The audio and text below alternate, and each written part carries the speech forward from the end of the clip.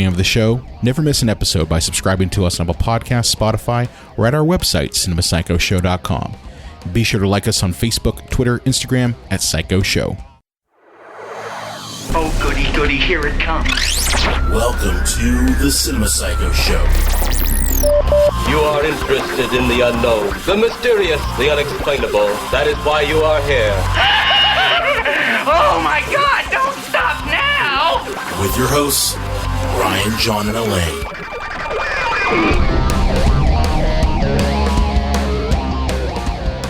Welcome to the Cinema Psycho Show, the madhouse for film freaks and film fans of all types. I'm your host, Brian Cottinginge, and my fellow co-hosts and filmmakers, John and Elaine Woolscroft.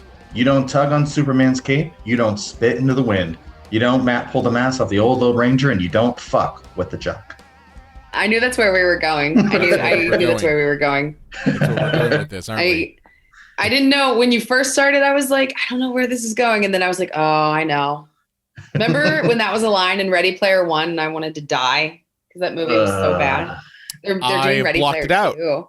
I hate the writer of that book, so yeah. Who's ready for Ready Player 2? I am not. No, yeah. There is no Ready Player 2, right? Because that other one lost money, right? That's how it works. I think it's happening. No. Guys, I'll tell you what. I was trying to find something like on the Redbox to rent. The vast wasteland of movies that have not come out this year. It was jarring and upsetting and life-ruining. Are Redbox is still a thing?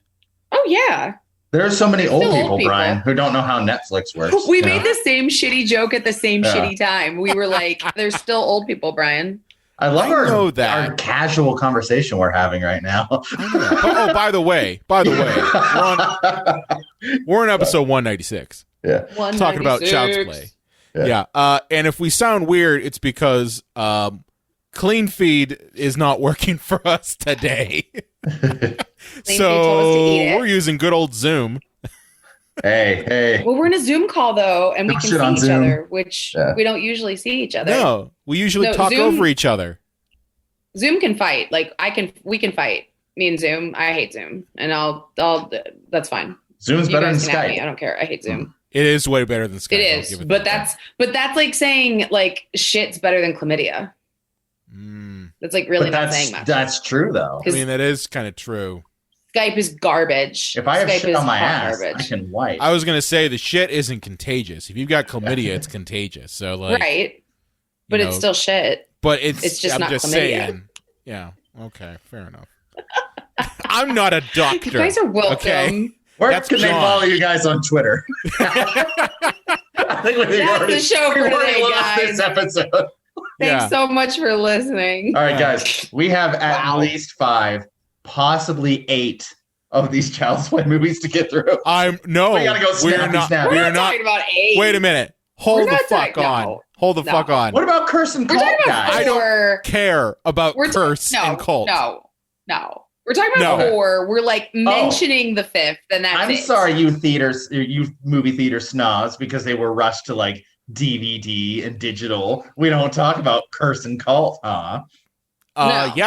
Yeah, we never agreed to talk about Curse and Cult. You said we were going to stop with Seed, and that's where I fucking stopped. That is where the original series ends at Seed, okay? We don't see Glenn or anyone else pop up in Cult, do we? Mm-mm. Or Curse? No. They're not even allowed. They weren't even allowed to mention Glenn after the 5th movie. Well, we don't see Glenn pop up, but we do see Andy, the main character from the first film. So guys, what are we talking about today? Oh, we're talking about Chucky. Child's Play. Child's Play. Yeah. Might be nice to mention that, I guess. It might be. This episode's going to be. Listen, this episode's going to be a stream of consciousness. I'm already. If anyone is still with us at this point, we thank you. We salute you. It's because of the Zoom call. I'm telling you. So yeah. Or the Rona. I don't know. Both. Just madness. So yeah, Child's Play. John, are you having a beer? I'm so jealous. I want one. What the fuck, Lane? Yes, Child's Play. Child's Play. I'm trying to John get us back on track. Room and I was excited. I'm trying to get us back on track. I'm a good wife. Sorry. We all know that. Yes. No. Child's Play. Child's Play. So. Okay. Yeah. Let's talk about Let's talk about our experiences with the franchise, because it's an old franchise, right? Isn't that where we start? Well, it's old and it's new again. That's what's amazing about these things. Like, they never go away. I mean, what is it now? Over 40 some years with Halloween, 40 some with, Nightmare, Friday the 13th, maybe 35 some with Nightmare on Elm Street. This is around 30, 32. What is it about the horror franchise that these things just never go away? You don't see this in other franchises. The fact that we got 8, the fact that we saw no one has any original ideas. Lane, the reason we saw 8 Police Academy movies, that was very shocking. You don't see this in comedy. You don't see this in, we got 4 Lethal Weapon movies, but there are 13 Friday the 13th movies, It's true. Yeah, I honestly, with Child's Play, it's one of these weird ones because it came at a time when the slasher movie was, I would say it's in the Silver Age. Wouldn't you agree? Like, it was the Silver Age of slasher movies, basically 88, 87. That's kind of when, slashers no longer were just like, the crazy guy down the street or anything like that. It was more or less, now it was kind of supernatural creatures that were killing people off. Like you had Pinhead and you had Freddy Krueger and you had all these other ones. Even Jason, when he went to hell, was around the same time, where it was now more or less like, hey, these are supernatural elements included in this. And that's how I think Child's Play kind of comes into. You had to make it unique somehow to keep it, fresh, so to speak. Like, any of these movies are all that overly fresh. It's not just a guy with a sack on his head and Ali Friday the 13th sack on his head. But and it's interesting. This franchise was a little bit easier to kind of get through because there weren't as many as, say, like Halloween or Friday the 13th like we've done in the past. And enjoyably, the series gets funnier as you go along. So it kind of masks the fact that maybe it's not as good as it goes along, because at least they're funnier than they were, Yeah, that's kind of true. I know for me, I came into Child's Play loving the first 2, and then kind of hating the third one. I think most people despise the third one. Most people hate the third one, yeah. Most people hate the third one. But then once you get to like Bride of Chucky, it gets ridiculous. Hot take. Bride of Chucky, I think you're heading into the era of where the movies in general and the slasher genre start to get really self-aware and really ironic. Yep. Because we've already passed the point of Brian's favorite movie, Scream, where things have gotten meta and that's kind of gotten old. I can see the steam coming out of your ears. We need to do Zoom. You're not used to this. You're not used to seeing the steam. I know. I love it. It's been a while since we've been face-to-face while recording anything, even if it's virtual. But I think that we've gotten past the point of where it's meta to where it's gone to like the early thousands. And there's a lot of movies like this that really push that too far. And by the time we get to Bride of Chucky, there's just no rules anymore. And especially in that movie, there's just nothing but one-liners and madness. Well, I mean, the novelty of it's absurd to begin with. It's a killer doll that's supposed to look kind of like a Cabbage Patch doll meets Teddy Ruxpin, right? So it's goofy to begin with, and the fact that anybody who could just lift Chucky up by his hair and beat him, just turn him around and just kick him in the ass until he's dead. So like after one film, this has kind of run its course. So you have to reach a point where this just turns absurd, because it's absurd to begin with. You can buy it for one movie, then a second one, I don't know. Third one, you're just going out really on a limb. And by that point, they're probably like, well, if we're going to make more of these, we're just going to turn these into Looney Tunes cartoons. Well, here's a wild thought. Maybe they should have just stopped making them. Yeah. Why would you do that? There's so much money to be made, guys. Okay, I need to know. How much money did Bride of Chucky actually make? Why Bride? Why are you looking at Bride specifically? Yeah, why are you looking at Bride? Because it was garbage and they probably made it for $5. Bride? I know they had John Ritter. Okay, Bride. How dare you? Okay, yeah, Bride made It doubled its profit. million. Yeah. And its budget was 25. Its budget was 25 and it made 50. Okay. I don't know what they spent the money on. And I think the biggest I have a theory on that. I have a theory on what they spent their money on. Okay, well, I just want to say briefly that I think it's a travesty that the last bit of John Ritter's too short life was spent on this movie in any form, because John Ritter died young, and the fact that he had to spend any of his life on this movie is R.I.P. But he R.I.P. was John such Ritter. a good character of forgetful, irritable asshole father, number one, you know? Stepfather, right? Stepfather. Oh, no, uncle. No, was he uncle? Oh, he was the uncle. He was uncle / godfather. Slash pinhead impersonator. Yeah.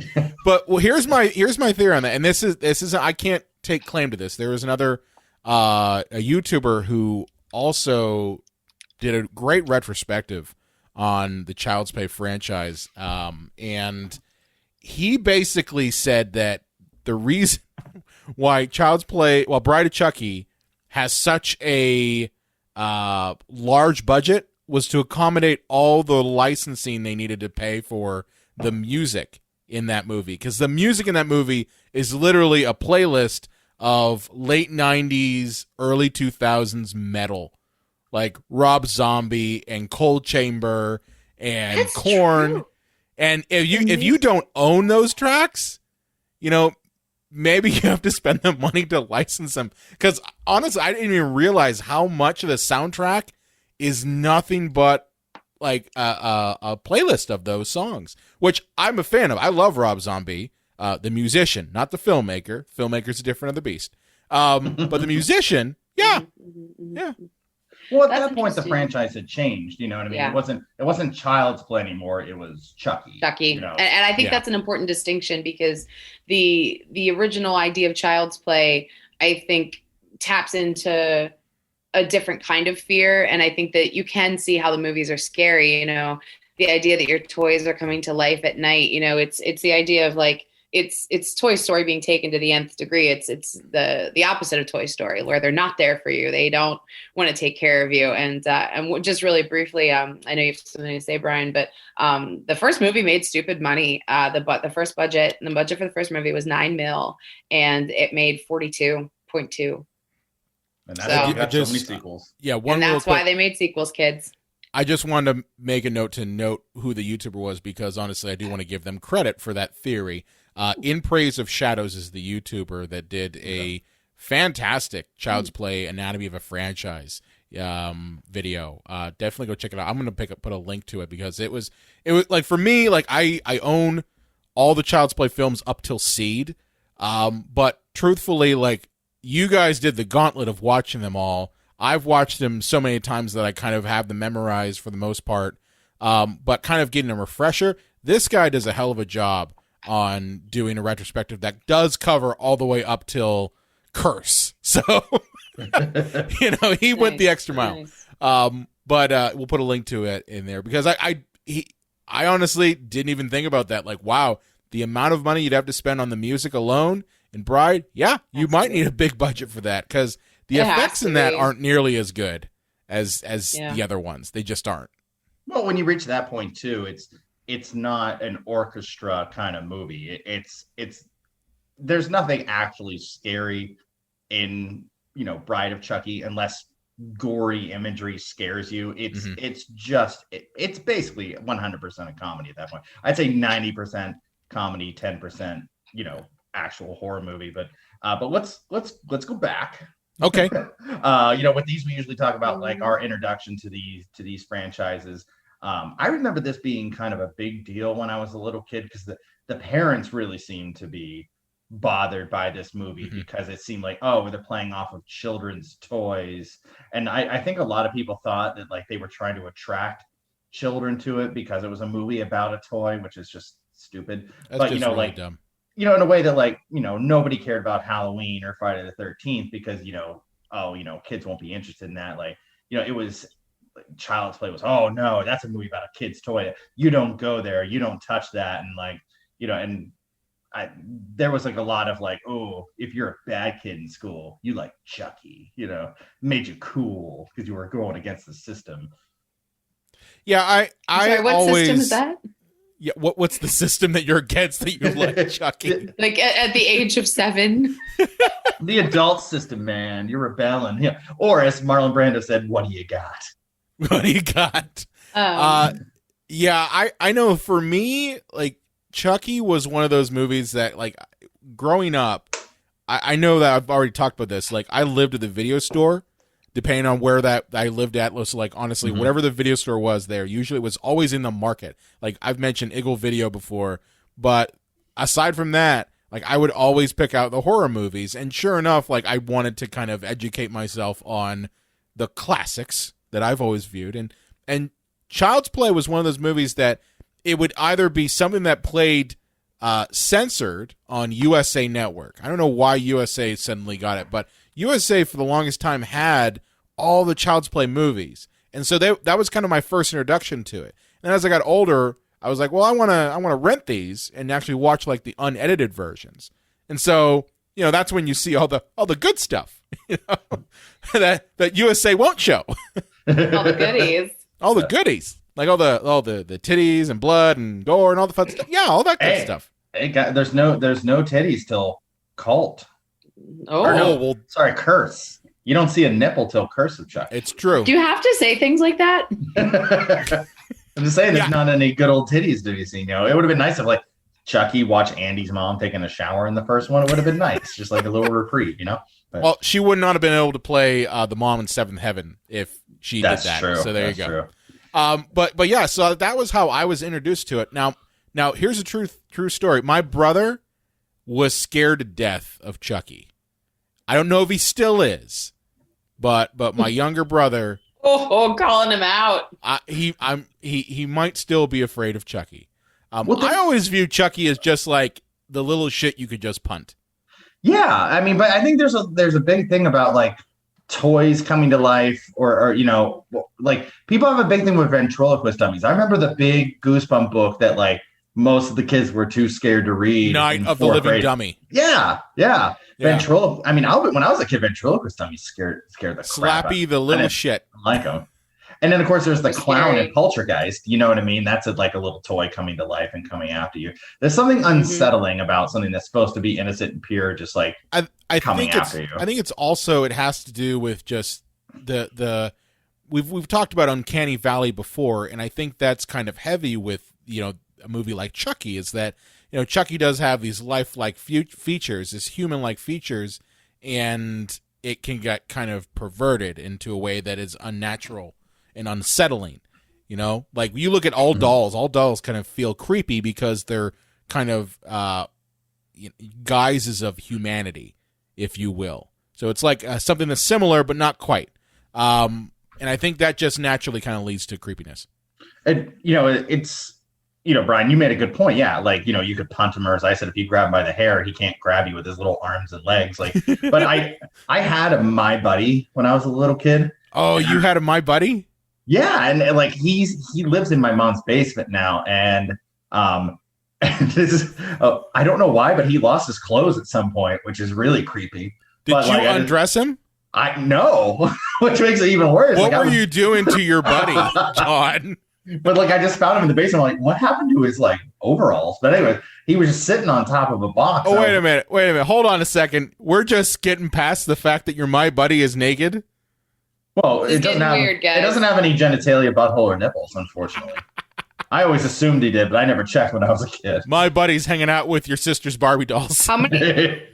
But you know, the thing is, like, kid's sister's missing. We should put the nipples drinking game in the show notes. But anyways, he was sitting on top of a box, and I was looking for something else, and I turned around, and he wasn't there anymore. And I like nearly shit my pants in fear. He just fell into the box, but you didn't know. I was like, he's gonna kill me. So yeah, I mean, there is a fear there. Like, I mean, yeah, your logic could say, I can just pick you up and put you in the garbage disposal, but like, it's terrifying if something inanimate like would move like that. Yeah. Especially, you don't have to tell me. Remember how scary Pigskin Pete was? You don't have to tell me, man. We've talked about Pigskin Pete before. Yeah, we have. He's terrifying, and I think that's who undressed John's My Buddy. I think Pigskin Pete did it. That and the Pee Wee Herman doll that I have that sounds like That too is terrifying. Oh yeah, it's evil. Yeah. It's evil. It was evil. My dad actually did. Sure. Here's the funny thing. My dad, I remember this. When I started having nightmares about Pee Wee Herman and I had the doll and I was told him I was terrified of it. Again, I must have been like, I think probably about 4 or 5. He did exactly what the asshole dad in Child's Play 2 does. He took the doll and he threw it in the garbage, the garage. So like the same thing, you know? Yeah. Oh. And then years that's some later, Talking Tina shit. Well, then years later, when we were moving from the house, sure enough, there's the fucking doll in the garage. Did it flip its head over and say, "Hello, Brian"? No, but it kind of always followed us around. Like it ended up in a box somewhere, so it ended up going to the next house and the next house, and yeah, little demon Pee Wee Herman doll. Oh my God. Well, we haven't even mentioned Talkie Tina. Like that's the OG, the Twilight Zone episode. That's I think where a lot of the fear would come from of a doll being set to evil. Nice, sweet Simpsons reference there, but yeah, let's dive into the first film and kind of get a sense. Yeah, I mean the plots are super simple, so it's not too much. But one thing I will say that it's kind of novel about this film is that Don Mancini wrote every last one of these movies, and Brad Dourif, Academy Award nominee Brad Dourif, did the voice of Chucky through every iteration of this, except the remake. But obviously, we need to talk about that one. Different route, yeah.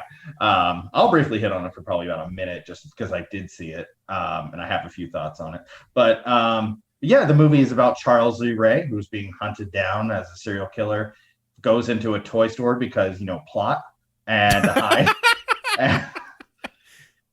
he finds a good guy's doll. And what's so interesting is like this is such a meta commentary on like Cabbage Patch dolls at that time. Like this is such a movie of its time because like the idea of like a My Buddy Kid Sister Cabbage Patch doll, Teddy Ruxpin, like the must have like latchkey kid toy. Like this will entertain my child while I'm out at the bar or working too much. And he puts his soul, because he knows voodoo for dummies, into the doll. And eventually that leads into the arms of a little boy, Andy, whose mom's like not flush enough to afford a good guy doll. And she gets one in the back alley. She just works at the department store. And I guess back then the wages were just slightly lower than where we're at now. So, because, no change in minimum wage.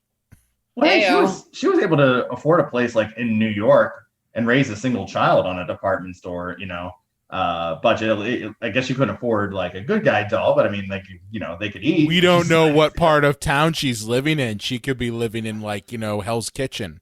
She could be on the other side of the Holland Tunnel, let's be honest. Sorry to all those Jersey people listening. I didn't mean it. Yeah. But she was able to do all that back then. That's the thing. Yeah, and I don't know why this movie was so successful, because I think the first one has its level of thrills and chills. I will say this, like, I enjoy these movies, but I don't love these movies. When Brian and I did Nightmare on Elm Street, like, you could tell that we were fanboying out, even for the bad ones. I love the original Halloween. When I was a kid, I really liked Halloween 2. Mm-hmm. We all know I have an affinity for Halloween 3, but then there are the really shitty ones. Like, this franchise, I feel I can be completely diplomatic about, because I was just like, oh yeah, they're fun, whatever. Some are better than others, but none of them are really that great. But yeah, this one is probably the cream of the crop in terms of legitimate quality, I guess. And I would say part of that is that you don't really get a sense of Chucky being alive until probably 40 or 50 minutes into the movie. It's a lot of like the camera dollying, and it's supposed to be like POV shots, or you'll see something skitter by a doorway real quick. It's all theater of the mind. In fact, a lot of people have debated, should they have even shown that opening shot of Charles Lee Ray putting his soul into the doll at the beginning of the movie? Because for the longest time, if you didn't see that part, you could wonder if Andy was actually doing the murders. It's interesting you mentioned that. So apparently, according to Don Mancini's original script, it was supposed to be more or less a mystery, and you're supposed to be thinking majority of the time, is Andy the one who's actually killing people? And it turned, and even like the concept of the whole voodoo stuff that gets kind of rammed in there, that wasn't from Mancini. That was actually from Tom Holland, and who's the director? Who was the director of the first film, and another writer that came in. Not Spider-Man. Sorry. Yeah, not Tom. That's fine. But the point is that that Mancini's original script had more nuance to it. It was more about consumerism. It was more about the mystery of could Andy be the killer, and that kind of back and forth thing. Whereas they kind of turned it into more of a hack and slash movie for the most part. That didn't have the nuances that Mancini had originally wanted. I was looking through other reviews, and a lot of people who've interviewed Mancini, you can tell that he really doesn't like the voodoo shit that gets thrown into it, and it kind of comes up even more when you look at Bride of Chucky, where you literally what the hell is her name? Tiffany is holding a book called Voodoo for Dummies. So it's kind of a jab at that whole concept. Now, how did they explain how he was in the doll then, if it wasn't through the power of voodoo or magic? It wasn't supposed. It was just a matter of the fact that it wasn't supposed to be explicitly voodoo. It's supposed to be more or less just like is Andy the killer or is the doll the killer, and that kind of back and forth thing. So I don't know the specifics of it. I just know that the voodoo thing was not something that was explicitly put into the original draft. Okay. That was something that Tom Holland brought with it. See, I don't mind the voodoo at all. It would have been interesting if they had, she said, I think this doll is haunted. The police officer that hunted Charles Lee Ray down, and we didn't see that opening scene. And he was like, well, there's something I have to tell you after, Chucky attacks him in his police squad car. It says, I was the one that hunted him down. You mean Jerry Dandridge from Fright Night? Yes. Yeah. But, and then we see that scene. It's like, okay. I don't know if it was needed at the beginning, but I think they probably thought the audience, and weren't necessarily wrong, for at least 40% of them were stupid as hell. And if they didn't have it force fed to them, they wouldn't know what was going on and maybe wouldn't be into it.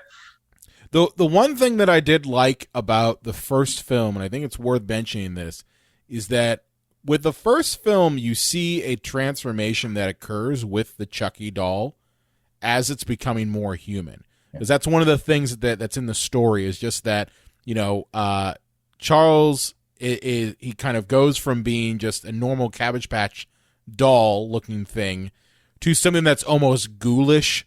Like, he starts to have, sunken in eyes, and his eyebrows are kind of all frailed, and he just looks more like a small kind of gross-looking man towards the end of it. And that's supposed to kind of signify that he is becoming more human. Because we didn't mention this, but the whole, plot of this, what the driving factor is that, Chucky is trying to find a body to transfer his soul into. So, the doll is really just kind of like a layover. Like, hey, I died. I gotta stash my soul in the Chucky doll so I can find a body to occupy. Yeah, and that's kind of the main thing through majority of the first three movies. I've had layovers in Detroit that have been similar. Yeah. Yeah, because he's going to be stuck in that body forever, and will he die as the doll eventually? Or is it just that, he doesn't want to live the rest of his life as a doll? I think he would eventually. I don't know if he'd die, on the spot as a doll, but it would just be his body would be trapped and the doll itself would start to become human and flesh. Well, and two, plastic doesn't really age that well. You've seen all of the Teenage Mutant Ninja Turtle costumes from the 80s. That shit's nasty now. He would degrade over time. Well, I don't think he turns into. I think he turns into flesh because he always bleeds. Every movie that has Chucky in it, he's always bleeding at some point. Yeah. But he didn't know that then, though. I don't think he wouldn't have known that. Hello, John. See, I'm bleeding.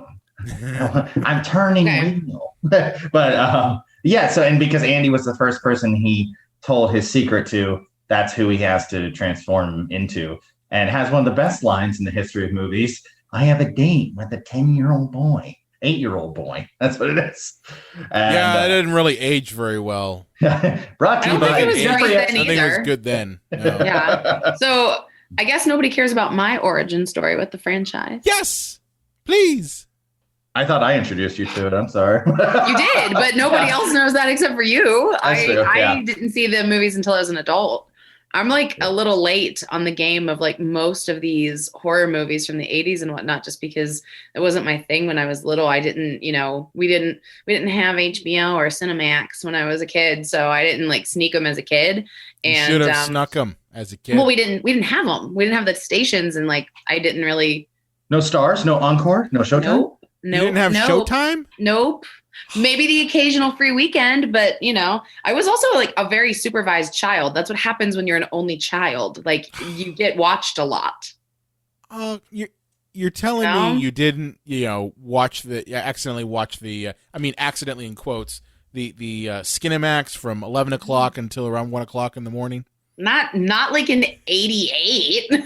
I meant like later on. I'm not talking about 88. I'm talking about later on. Maybe. Never accidentally stumbled upon the Skinemax? Maybe. Or the maybe later, channels. But the blurry channels, like pay-per-views. I saw it. I'm telling you, we should have put the nipple drinking game in the show notes. We might have to. How many times is John going to say nipple? Too many. All right. So we get Child's Play, and Child's Play comes out, and it kind of blows up. Everyone it makes a crap ton of money. Yeah. And what's interesting about Child's Play is that after that movie premiered, they of course decided, well, we got to make a second one. But what's interesting about it is that it's the only one in the series that's made by MGM and United Artists. After this point, everything goes to Universal Studios. Mm-hmm. Which is why, if you try to buy like the box set, and I discovered this after the fact, if you try to buy the box set of Child's Play, what you'll find is that you're always missing the first one. That's so wrong. The only one that technically matters. Yeah, but I discovered it because I'm like, oh yay, the Child's Play box set, and then I get it, and I'm like, why is it missing the first one? And it's because it's owned by a different studio. And a lot of this is, I didn't realize this, but the reason why Universal Pictures has ownership of the sequels is because of the fact that they sold United Artists to another company who wasn't interested in making a sequel to Child's Play. And it was actually Steven Spielberg who suggested to Don Mancini and his partner to look at Universal Pictures, because they actually do own, like Mancini does own part of the character rights to Chucky. So he does kind of have a little bit of ownership to it. And they moved to Universal Pictures, and that's kind of where we get Child's Play 2. Is there anything that Spielberg doesn't have his grubby little hands in? If he didn't make a movie that you loved growing up, he produced it, or executive produced it, or told somebody to make it. But that honestly explains why Chucky is in Ready Player One. Uh-huh. It does. There you go. It does. That's a second Ready Player One reference of this episode. Crazy. But, well, too, something I just had wanted to say about the movie in general, I just think it's interesting that the film is carried by a 10-year-old actor for the most part. Yep. The first movie, this made so much money, and I would completely disagree with you there. He is not good at all. This movie is carried. Well, the movie depends on him. I didn't necessarily say he did it well. I'm just saying that the movie depends on him, and it's just a child and a doll. I think that's unusual for the horror genre. Yes. Right. But this movie is on the shoulders of Brad Dourif, who's just fucking amazing. I would say that and Katherine Heigl. Okay. All right. You're a giant boner for Brad Dourif aside, John. Brad Dourif. I think it's interesting that a child is the main actor, whether he's good or not. He's a child. So I think we can give Alex Vincent. Alex Vincent, yeah. We can give Alex Vincent a pass here because he was a child, and obviously it was, I'm sure, his first role of any importance. But I just think it's interesting that as a horror movie goes, and for the first three, for him to be the main actor, I think that's unusual because you remember something like Halloween where Jamie Lee Curtis is running the show and in that sense for the film, or she's, in her teens. It's a big difference. I will say that Alex Vincent does do a good job at selling the fear of Chucky. Like, there's a scene in the film where Chucky is stalking him and he actually hides in a building and he like breaks down crying. And it's legit. Like, it's not an act. Like, you can tell that the director, Tom Holland, has done a good job of kind of directing Alex to really act terrified. And it does. That is one thing I will say, is that the first film, and I even say the second film to some degree, is legitimately scary. I think the second film has moments where it's terrifying, but honestly, like, you can see that reaction in his face, and it's just, man, like, you buy it, more or less. Well, again, the idea of these comfort objects coming to life and trying to kill you, I think that there's something elemental about that. I think that's very scary, and it's where you're supposed to be safe at night, right? Mm-hmm. And making the Teddy Ruxpin say terrible things aside, most of us take comfort in our child objects. I mean, even now, if we still have our childhood bedrooms intact, we either have our toys out there, or like some of us have brought those things, into perhaps our pop culture library of all of our amazing shit. We have a fond spot for that. I think especially our generation, because our generation is so nostalgia based. I think that the Child's Play franchise is something that is more of like, it hits home for us, I think, more. So I think that these movies, especially for me to see as an adult, I thought it was interesting to see like this child have, this thing that he really wanted to become the last fucking thing he ever wanted to deal with. Cause I think about like the third one, and he's like parentless. He's just like, oh, this fucking thing. When he sees the good guy doll again, he's like, ah. Yeah, it's back on the market, right? It's like when Ninja Turtles, like when Nickelodeon bought them, and it's like, Ninja Turtles are back for an all new generation. He's just sitting there getting his head buzzed in the third one, and he sees a commercial for good guy dolls, and he thought he left behind with his childhood. It's like, oh, and it'll never fucking go away. Anything that has bed sheets will never go away. Yeah, man. So before we dive into the third one, let's look at the second one, because I think the second one is an interesting one, because I know for me, I actually like the second one more than the first one. Oh, I have so much to say about this film existing in the first place. Okay. Like, you don't like it existing? You guys are gonna fight. I know I don't like this anymore, but I find it hysterically funny in its incompetence. But come on. Yeah. There's nothing like scary about this. Like, the acting is over the top. I find the stepfather to be hilarious by acting. John cried laughing a lot when we watched this. Especially when he dies, like, and he like, oh god damn it! He's going down the basement stairs and like falls. Chucky's like, Penny, bring your thoughts. Cuts his throat. Yeah.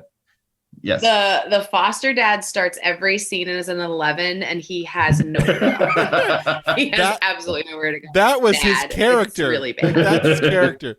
I've seen him in other things, and he's the same way in other things. Mm-hmm. I'm not surprised. He was in Terror Vision for God's sake. That's a crazy ass movie. So yeah, like, I'm not surprised by that. Here's why. Okay, before we fight, John. Okay, let this be our final battle.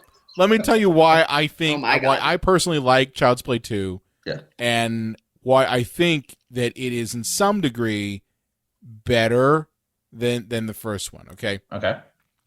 The first point is really, one, like I've said a couple times, I was introduced to Child's Play 2 first. Okay. And it's one of those things that it's the movie that you were introduced to the character first. So, like, for me, saw Child's Play 2 first. That's what always played on USA Network. I don't know why. They just constantly played it. It was that and Tremors. Okay. So, well, see, I get Tremors. Yeah, I would have bought that if I had. But like, I was introduced to Child's Play 2, and it literally checks all the boxes of someone who loves gore, comedy, and horror all wrapped into one. It's got some great gags that are set up in terms of visual effects. Okay, Lane, you want to jump in? Go ahead. Just really quick, I just want to say there is no death like a Chucky death. Like I know, right?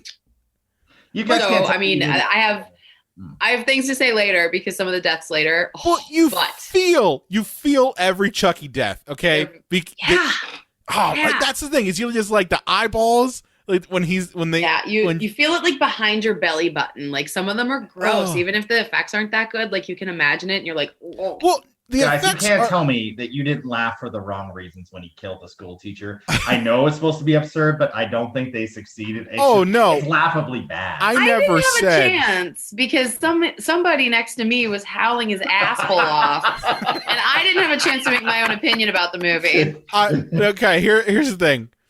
I would say I did mention that comedy is one of those things in there. As someone who's like trying to get everything, so comedy is one of them. This is not a pure horror movie. I will say that it's not a pure horror movie. But honestly, the concept of a fucking killer doll is ridiculous. So the fact that that's walking around and talking. So yeah, I'd say that Child's Play 2 is the perfect distillation of that because it takes all the things that make that concept whole, like the ridiculous elements of it, and it amps it up to 11. Now, where does the horror come in? Okay. The sequence where they're in the good guy doll factory at the end, which is just in his hometown. That's convenient. Shut up. Shut up. It is my time to get into this. Okay. That sequence I do find scary. Like, I think if you're a kid and you're surrounded by the fucking Chucky dolls all over the place in a fucking maze, which, again, that makes no sense why they would set that up that way. But anyway, it is there. You've got, Chucky kind of jumping out from every corner. He gets blown up, turned into goo, turned to blown up again. Like, it's a roller coaster ride. Like, that is why I love about Child's Play 2, is it is a die-in-the-wool roller coaster ride. Yes, Lane. Gooey Chucky is my favorite Chucky. Gooey Chucky? My favorite is... He's my favorite Chucky. Gooey Chucky is the best Chucky. Is air pressure Chucky. Okay? Yeah. Like when after he's been melted and Andy takes I just mean in general. I just mean in general, anytime like there's a little bit of goo factor to Chucky, because it happens a lot. Yeah. It looks like a reject from the movie Society. Oh God! Don't make me think about that. Don't worry about that movie. Yeah. Yeah, I like Charcoal Chucky from the first movie, and that'll be a nice segue into my problem with this movie existing in the first place. Okay. Chucky's fucking dead. The movie laid out the rules of what needed to happen with Chucky, and you couldn't even just shoot him or burn him. You had to destroy the heart, and they did.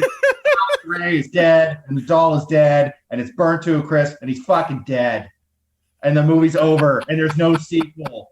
Like, look, I get it with Halloween, even though I will fight anybody to the death. That was not intended for a sequel. It's the idea that evil lives, but Michael Myers is still out there. You can make a sequel. Nightmare on Elm Street almost did it right before they pulled a dummy through a glass window and a door and ruined the fucking ending to that movie.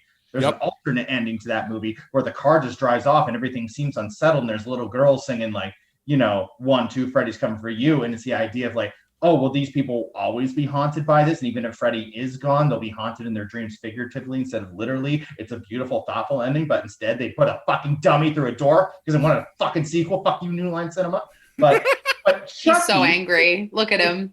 It's fucking dead. And the beginning of this movie, they're like, well, for insurance reasons or some shit, let's clean up the doll and give it new eyeballs and stuff for reasons and stuff and things. Yeah, it's a cool sequence. And then cool sequence though. And then it's Chucky's back to life now, even though his heart was blown out and he was killed, but because he was remade into plastic, he's alive again, and now he's killing people. What the fuck?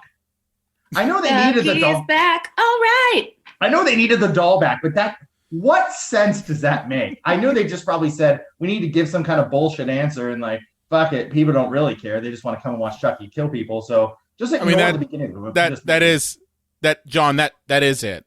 That's it's Halloween 4, right?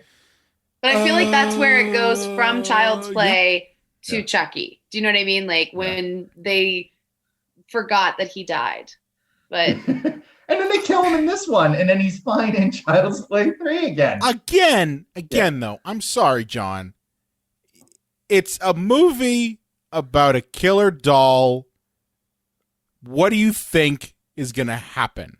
Mm-hmm. Well, see, I know this is tricky because I guarantee when they pitched this movie, they said, well, we'll give it a shot because it's the 80s and not everything has to be Marvel or a soft sequel boot. So, like, you know, if we lose money on it, oh, well, at least we threw it out there. But we're not going to give a whole lot of money. We're not going to hold out a lot of hope.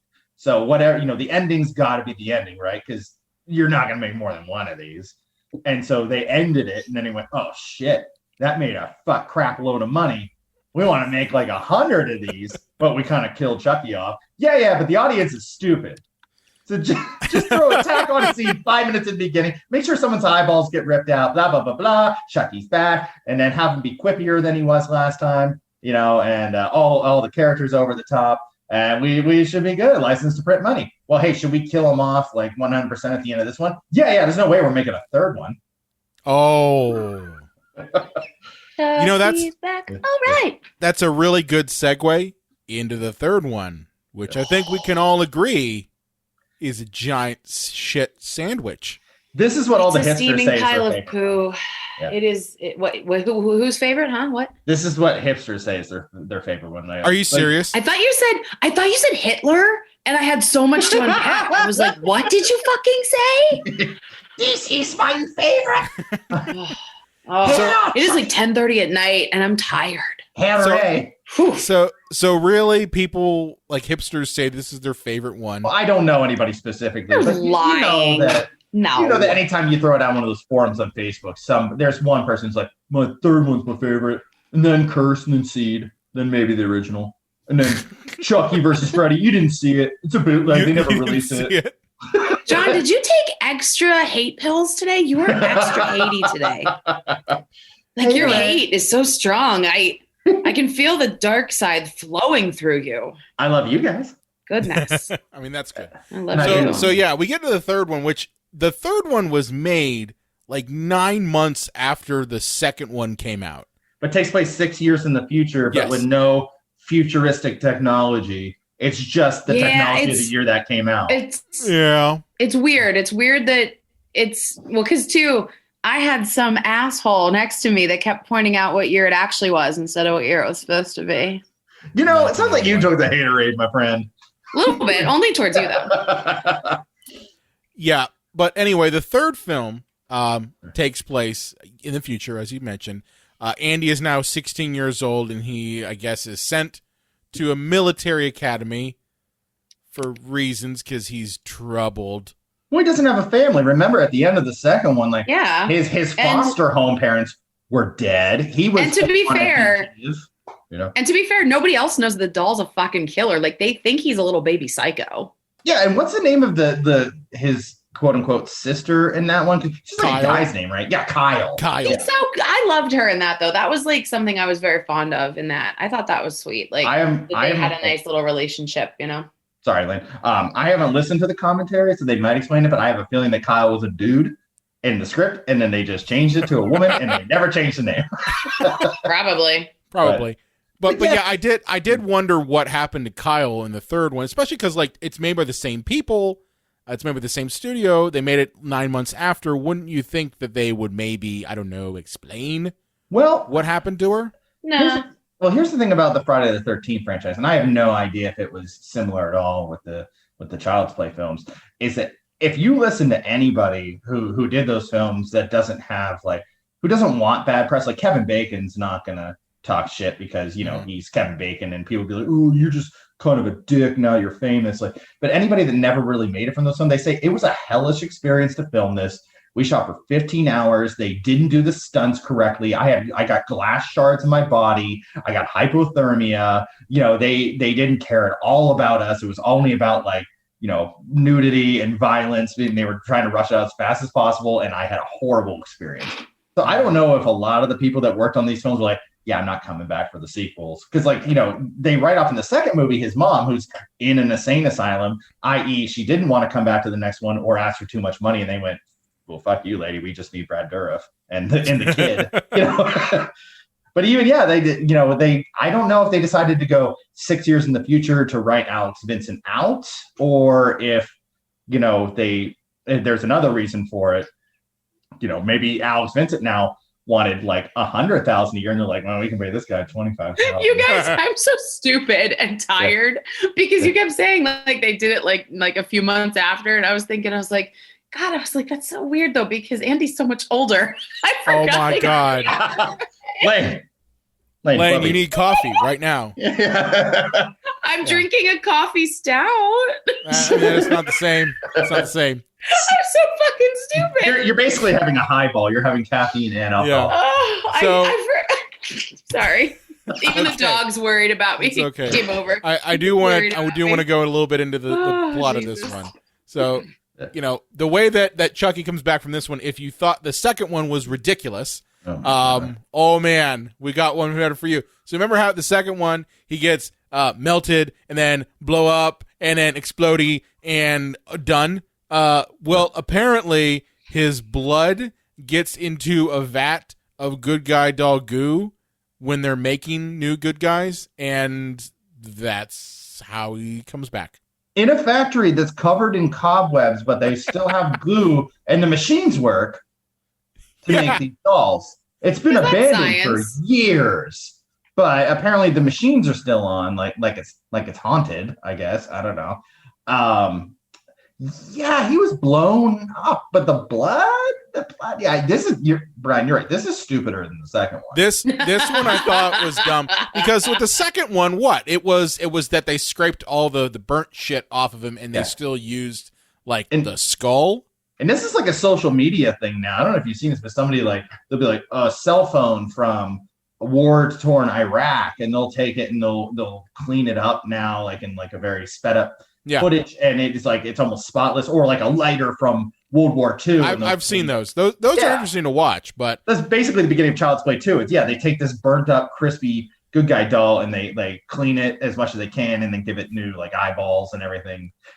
This one is just, oh, thank God he had a little bit of his blood lying around and he got into the goop. And I'm watching the wrong shit online, clearly. So the blood gets into the goo. Chucky comes back. He kills the head of the good guy doll factory, like Mr. Sullivan, who's alluded to. Mr. Businessman. Mr. Businessman. Yes, Halloween 3, white-haired businessman knockoff. Colonel Cochran.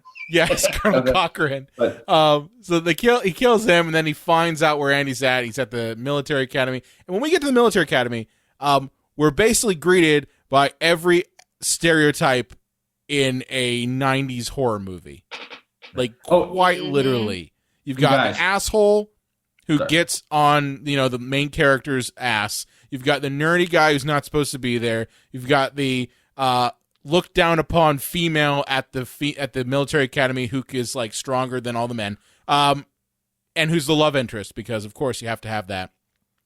Well, Andy has to have a case of the not gays. Yes, absolutely. Finally has libido. You know what I mean? And then you've got the one little kid. That was weird. You've got the one little kid who is for some reason at the military academy with a bunch of high schoolers, and he's there, and he ends up becoming the kid that Chucky is trying to possess now because Andy's too big. Yeah, well, I think why did he want to be in a child again? It makes no sense to me. Because the dick lick tells him that he's Charles Lee Ray, and he's like, "Oh yeah, fuck! Now I gotta be a little boy." And what does he say that probably doesn't hold up anymore? I'm gonna be a brother. Oh that's right. Yeah. I mean, granted, it was comedy, and nothing ages faster than comedy. It wasn't supposed to be taken too seriously, but it still doesn't hold up anymore. But guys, sorry, I just want to go back. Cute. I just want to rewind real quick here. I did see a director's cut with extended footage of Child's Play 2, and at the end of that movie, that you almost never see, is that the blood gets in almost right away at the good guy factory. After little Alex Vincent and Kyle, they leave, and a face mold comes out of the mold, and it smiles, and that's how one version of Child's Play 2 ends. It's almost never shown. Instead, they decided to not put that in the movie theater to hedge their bets, and they decided to do it as a cobweb-filled, factory, 6 years later, because I don't know. I guess they decided, like, let's make this as convoluted as humanly possible. But, yeah. Sorry, just took it down a little side road real quick. But yeah, we have this military academy. And I mean, Brian, I get the military academy to a degree because, like, he has fucked up so much. His mom's in an insane asylum. He doesn't have a family. He has nowhere to go. He's maybe a criminal. So he's put into, like, military school. And I mean, maybe he'll see Ted there in an alternate universe from Bill and Ted. Military school, dude. What are you in for? Well, I thought a killer doll was killing everybody. What about you? Well, I couldn't pass my history report. Yeah, dude. I'm going to put my body and my soul into him, because if he's that dumb, he's got a huge dick. Wow. All right. I will say, because there's honestly not a whole lot to talk about Child's Play 3 because it's fucking terrible. But some of the things that there's nothing really good about it, but the kills in this are just lazy. Yeah. Like the one guy gets killed in a garbage compactor. I mean, you come to these movies for what? Goofiness and violent deaths, so, like, don't cheap out on the And this has none of that. Yeah, because the weird thing is, like, I feel that there's more comedy, because there is comedy in all of these. I would say the first one has the least amount of it, but there is a comic element to all of these. This one is probably the least. I mean, there's still jokes, Don Mancini still wrote it, but, like, yeah, it is the least ha-ha of all of them. Because I won't forget, my favorite, I think, joke in the history of this movie franchise is in the second one when, Chucky kills a guy, and Alex Vincent's about ready to cry and goes, "Come on, don't act like you've never seen a dead body before." It's annoyed by him reacting to murder. But yeah, it is kind of jokeless. I mean, it has its moments, but I can't find any of them. Like, I honestly, like, I've seen this movie a couple times. I own it because I am a completist in that. But I'm just like, every character in this, even Justin Whalen, who plays Andy in this, he's just kind of meh. He's just there, Yeah, there was no attention to anybody having an interesting character in this film. I think they probably decided at this point, like, look, it's Chucky. They come to see Chucky. They want to see Chucky. If we could have Chucky kill himself, that's the entire movie we would make, because we'd save a lot of money on paying actors. Chucky shoots himself, or stabs himself, So it's the Chucky show. And yeah, I agree. Like, none of these characters are memorable. I wouldn't even remember that the main character's name was Andy if it wasn't supposed to be the guy from the first two films. Yeah. The one scene that does stand out to me, though, that I thought was really intense was the scene where Chucky changes the paintball rounds out for actual rounds, which isn't a thing because you don't use the same guns for paintball that you do actual rifles. That's not how that works. But no one told the filmmakers that. Yeah. And, when John spotted it immediately. I mean, I'm sure you'd seen it before, John, but, like, when we were watching it, John was like, "No, that's not right." But because you're using bolt action rifles on each other. You can't just put paintball rounds in that. But anyways, but when these kids are shooting each other, it's like, okay, that's intense, but it's also cool because I like it when kids die in movies. It entertains me. So, wow. Not like the little. life leave my eyes. It's like the beginning of Face Off when they shoot a little kid in the first 5 minutes of this movie. It's like, oh, there's no limit to where this movie's gonna go. But yeah. One thing to note is that apparently this particular movie might have inspired a real murder in the United Kingdom. Did you read about that? Oh, yeah. The Bulger boy? Bulger boy, yeah. Bulger?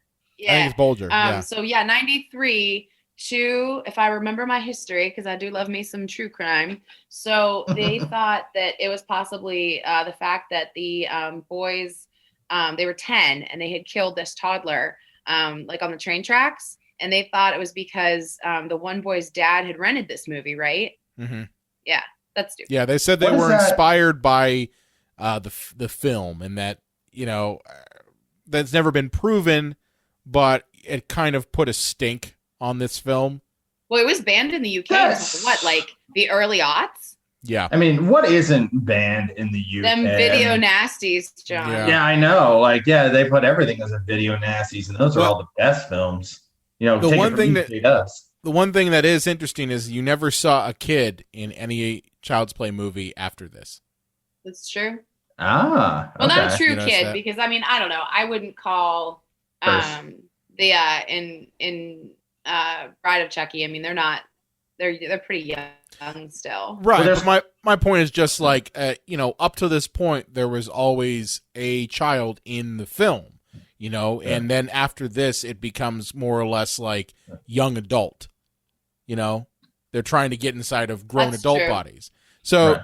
And that whole idea of, whoever I tell my secret to is who I have to go into their body, that kind of gets thrown out the window as well, because in Bride of Chucky, the next one that comes up, they're planning on getting inside of the body of, grown adults for the most part, like older teenagers. Yeah, that's true. They throw a lot of the folklore out on the fourth one, where they just make new things up and let other things folklore. Go.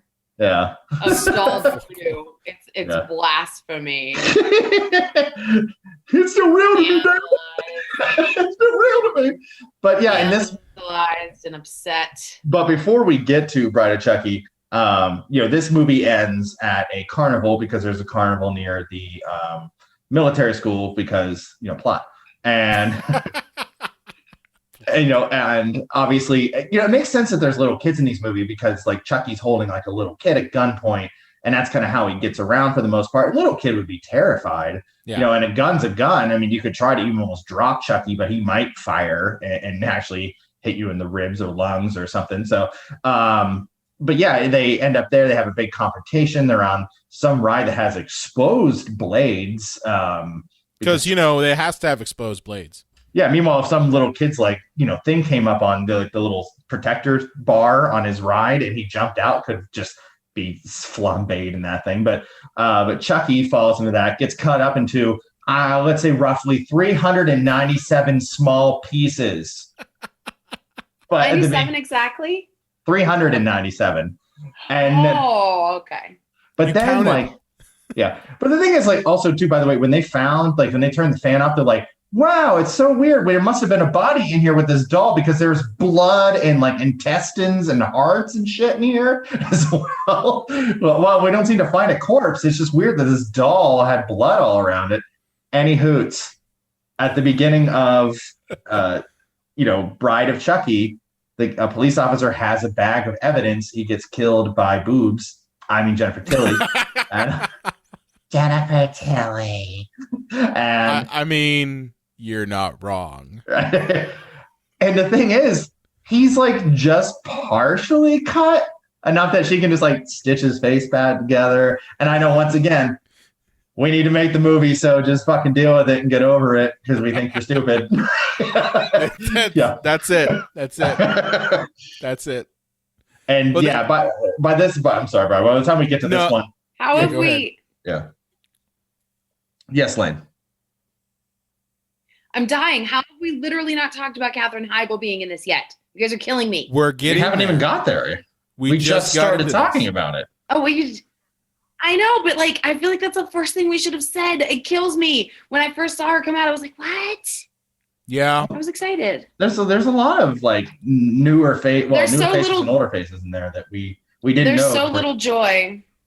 Yeah. There's so little joy in this franchise at this point. You have to let me have the joy where I can get it. I don't know what you're talking about. I insist this is my favorite movie of the franchise because it's so absurd without being seed Is this absurd. truly your favorite movie of the franchise? Bro, don't make me file for divorce. Yeah. Oh, yeah. It's so fucking out there and goofy. I love it. So weird. See, it's so bad. This is, I would say this is my third favorite.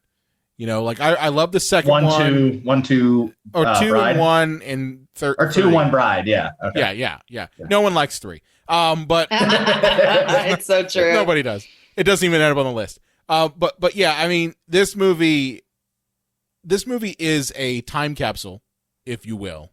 Mm-hmm. I've said that with a couple films, but this one especially is, and we talked about it earlier in the episode, that if you want to know what 1998 looked like, it's this movie. It seriously is. It seriously is. Like when you see movies made now, or not made now, but just a couple of years back when everything was teal and orange. Remember that? When like every movie, every Transformers film had to have a teal and orange color scheme. So right. Yeah. This movie was the Ouch. color scheme of MTV in 1998, where everything was crush blacks and blues and Dutch angles and everything else, and Rob Zombie music and Korn playing all at the same time. Like, that is the aesthetic of this film. The only thing that it was missing to make it more 1998 is like Surge, Digipets, and Stone Cold drinking some beers. Stone Yes. Cold. And just a little bit more silver eyeshadow for the ladies. Oh yeah. But Steve Austin would be in a bath, and then Chucky would electrocute and be like, "Now who got a stunner?" yeah. But like even things like the tattoos on what's his face, oh shit, the guy that Tiffany Necromic Spooky Bones. Yeah. Alexis Arquette. That's who Cauldron it actually is. McHate Pants. Yeah. But John, even on him, be nice. even on him, like he's got the tattoos that were everywhere in 1998. He really The does. like tribal looking thing. Like it's all over the place. So if you really want to know what did 1998 look like, that was it.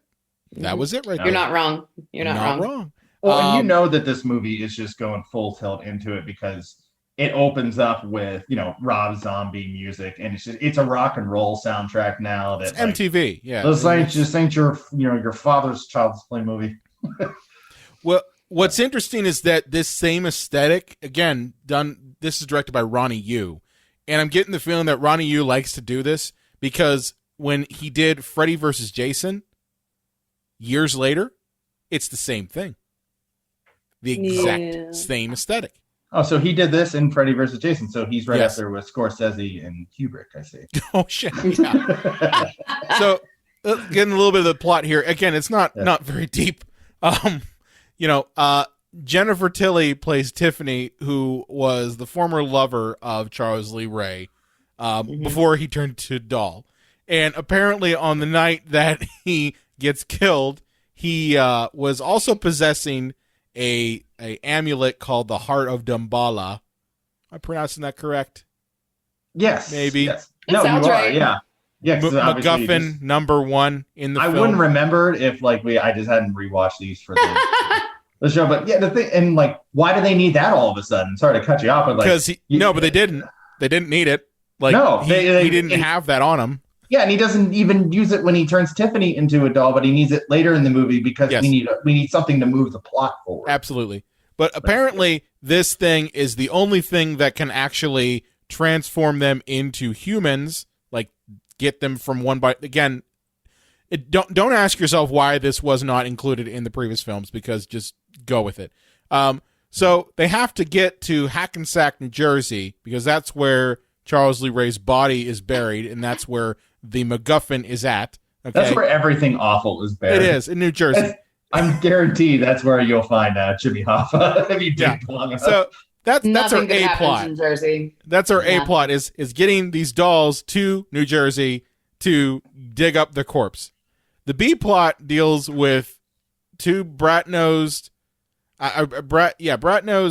teenagers who are Upper in crust love. kids. Yeah. Who are in love, Mm-hmm. but it's a forbidden love because John Ritter's a piece of shit in this movie. Well, I always say two's a company, three's a crowd.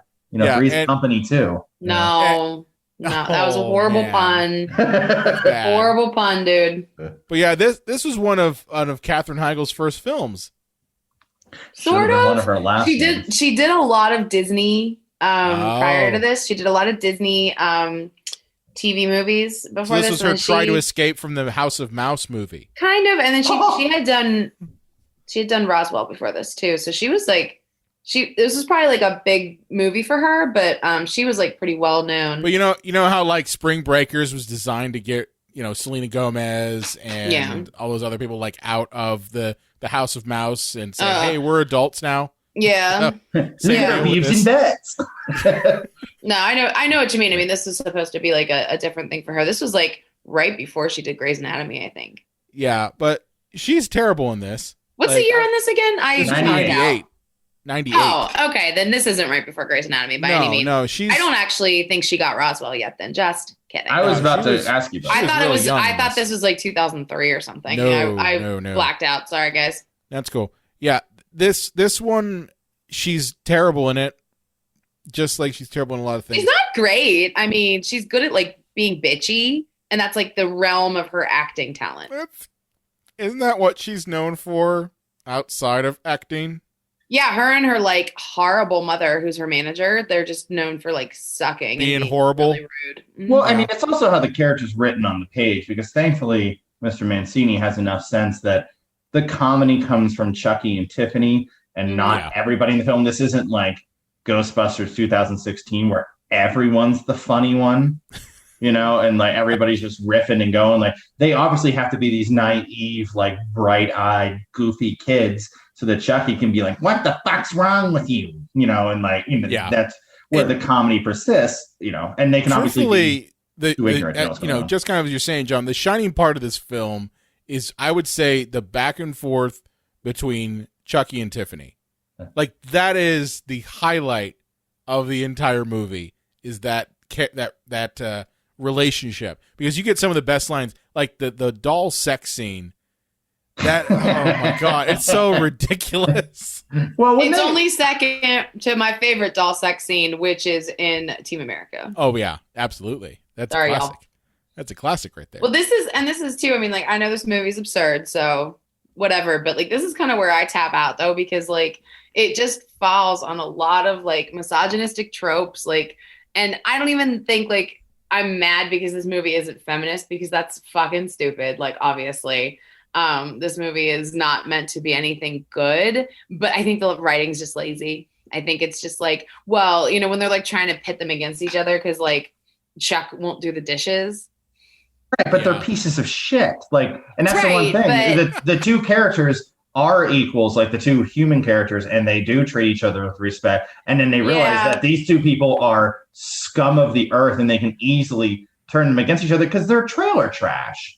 But I don't think that's clear enough. And I think trailer trash is unfair. But I don't think that that's like the stereotype of trailer trash. Right. Yeah. Right. But I just think that, you know, because if it was a tiny house, then they would be affluent and popular. So of course. No, I just think that this like falls on tropes too much. I think the writing and the dialogue get really lazy at this point. Everything is a trope in this. Two. I mean, I just for me, like, this is where I kind of tap out, because like, I would much rather just have no women in the movie if there's women that I hate this much in the movie, because they're just fucking idiots.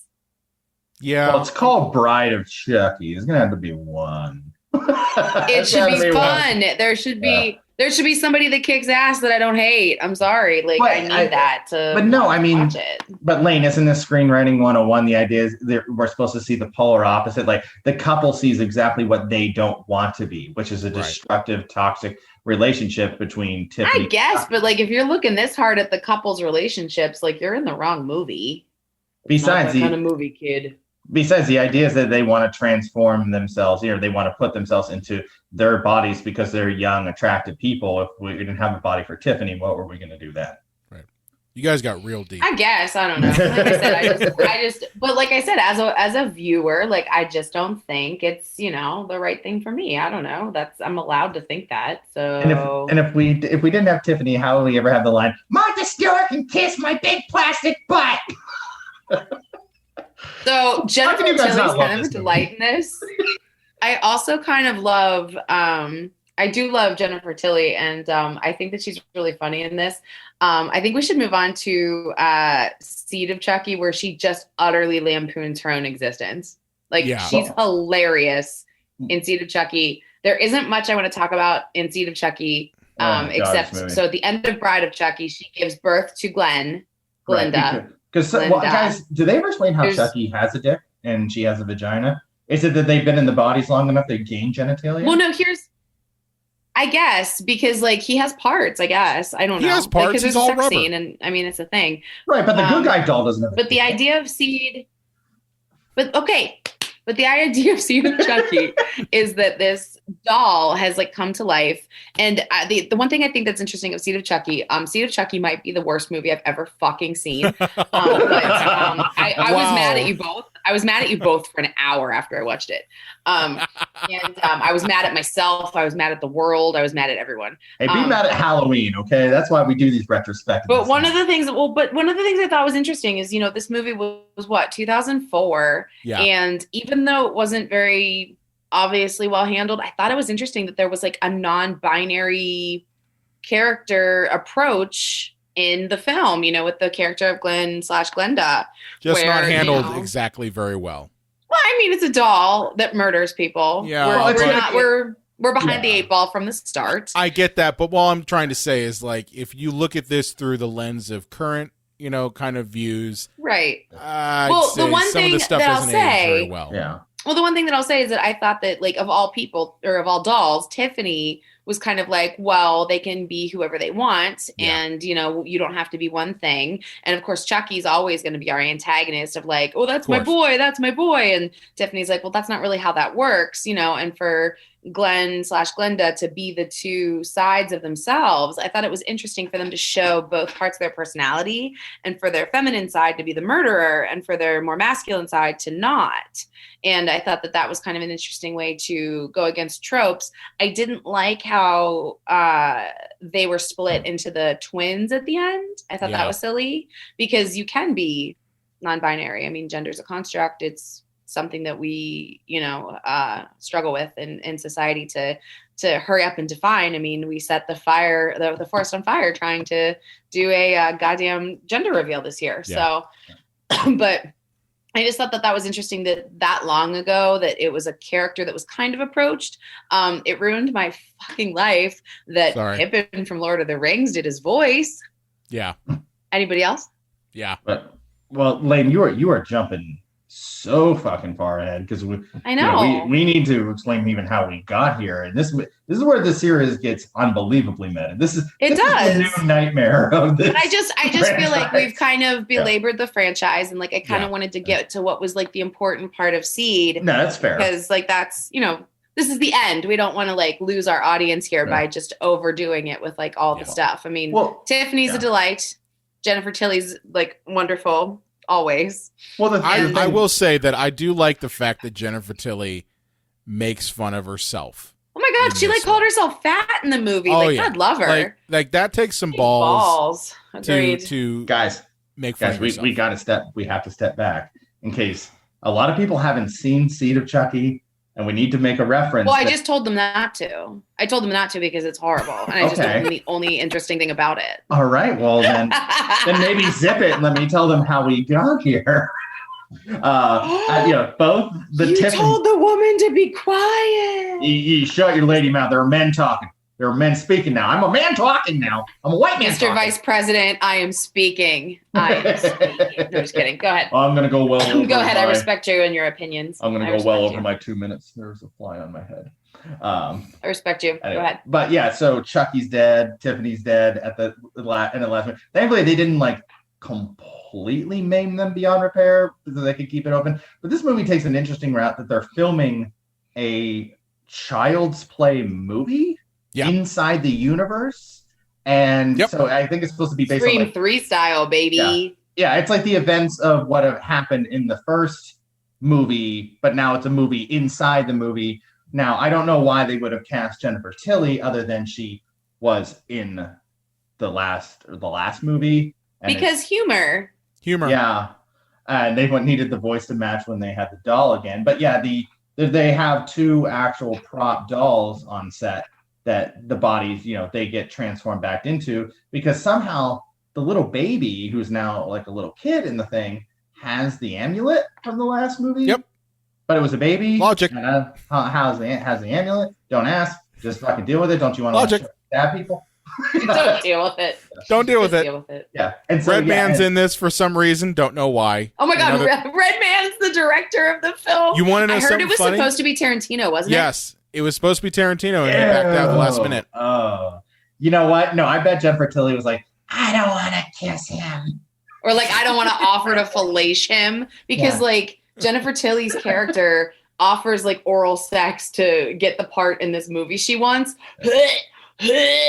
Oh, it's the worst scene. I'm telling you, like, don't see this movie.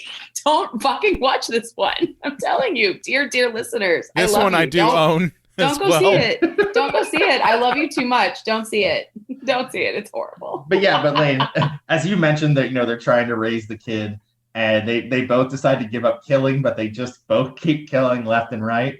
And they want to impregnate Jennifer Tilly with Chucky's seed. So I guess he's been human enough that he can not only masturbate, but he has ejaculate. Dude, he bleeds. Why wouldn't he have man He goo? bleeds. I guess, yeah. And they cry and stuff. So of course he would have all the other juice.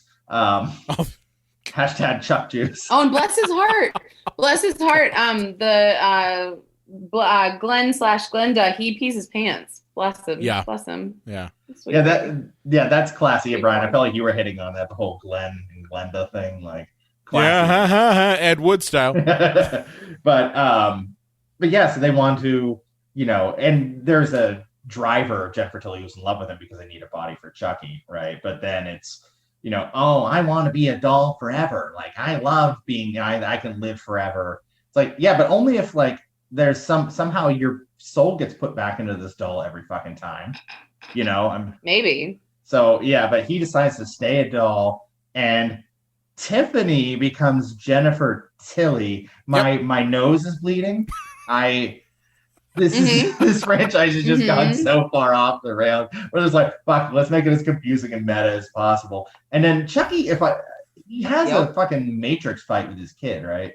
Yeah, Oh no, they have a kung fu fight because they both were made in Japan. Yeah. Yes, that is exactly why. Glenn literally believes that he is Japanese, which it doesn't. I'm not gonna lie. There's well. A couple things that make me happy about this movie. Not gonna lie, like one or two. Those sorts of things don't age really well. You mean them doing a kung fu fight together? Doesn't age very well at all. I just want to die. It's so good. I will say this movie's a train wreck. Let's just be honest here. It's a train wreck. It's a train wreck wrapped in the Ebola virus. But when the doll kills Chucky at the end, like cuts off all his limbs and is stabbing him in the chin, he's like, "That's my boy." Like he's so proud of him for killing him. Oh, you guys, it's so bad. I think that we've hit a point where we're kind of. I think we're done. Yeah, I told you the only thing that's worth it is it's kind of interesting, and I encourage everybody to do a little bit more reading on the idea of like the fact that there is like a non-binary character in this film, because it's just at a time when it wasn't done. And I mean, a lot of it's like very badly handled, especially because Chucky's an antagonist. He makes a lot of very rude comments about, genitalia and like biology that are not helpful, that we definitely know better now, about. But, I think it's interesting that in 2004, that's something that was being discussed. I'm not saying it was handled well, but I just think it's interesting that it was discussed. And there is a little bit of goodness to glean because, Tiffany is not a good mom because she's a murderess, but, she like tried. Murderess, I like that. Murderess. But when you get to a point where you're killing Britney Spears in the movie and John Waters is in it. And John Waters is a paparazzo that they kill with like photography chemicals. It's a gruesome, perfect Chucky death. This is so clearly that you've gone just completely off the rails. And as we mentioned, we're not going to go into detail on it, but they made Curse and Cult, and these were not released in movie theaters. A lot of people completely missed these, although, I mean, Brad Dourif It's because of this one, I think, that they didn't release them in theaters after this. But like I said, I think it's important to understand the de-evolution of Child's Play to Chucky. Like I think they're two different things. I think that the movie started as something and became something else. And I think that that's important to note. The first movie is interesting. I think you can think of a lot of really, psychological things of like comfort objects becoming terrifying. And then you have Don't Fuck with the Chuck. And you're just in a completely different place where you started. John, what are your final thoughts on Child's Play? Well, can I just hit on like for maybe 2 minutes on the remake? Okay. Two more minutes. 2 more minutes. 2 more minutes, Mr. Vice President. I'm going to go 2 minutes over kidding. My 2 minutes. But yeah, no, the remake, I will say, did continue in the comic vein, which was nice because the movie didn't take itself too seriously. But this time, the idea is that it's like a doll that is all computer powered, and like the beginning of the movie's absurd because like the factory like gets hit by lightning. I'm trying to remember from watching it once, and it hits the microchips and fucks them all up. So the doll is like super sentient, almost like a Terminator. Mm-hmm. And it like it learns things the wrong way. Like, it sees like its like owner watching a horror movie and laughing and thinks, oh, it wants me to go stab people so it can laugh. My owner can laugh. It's almost like a confused dog, doing all the wrong things because it reads everything incorrectly. Like, oh, the only way to have world peace is to not have humans. I'm going to set off the nuclear warheads. Like, no, that's not the lesson you should know here. It's Skynet is what you're saying. Yeah. Well, because the only thing I really want to say about this movie is I had a theory that the doll was supposed to be something that kind of looked like a robot version of like an Alexa. It was just supposed to be something like completely robotic without a face, and it was just going to go around killing people, and its like face was going to be blue, like glow blue when it spoke or something like that. And somebody said, well, if it doesn't have enough face, nobody's going to connect with it. But we do own the Child's Play franchise. So why don't we just make it a Chucky doll and just call it Child's Play? We'll just reboot it. They said, well, that movie was so 80s because it was about a doll craze back then. And they went, yeah, no one cares. Let's make it Chucky. Your idea is stupid. And they rewrote the script to make it a Child's Play movie. I guarantee that's what they did with this. Probably. I wouldn't. And then that happens all the time. Probably. That really happens all the time. One of the a lot of the Hellraiser sequels that have come out. That came out years ago.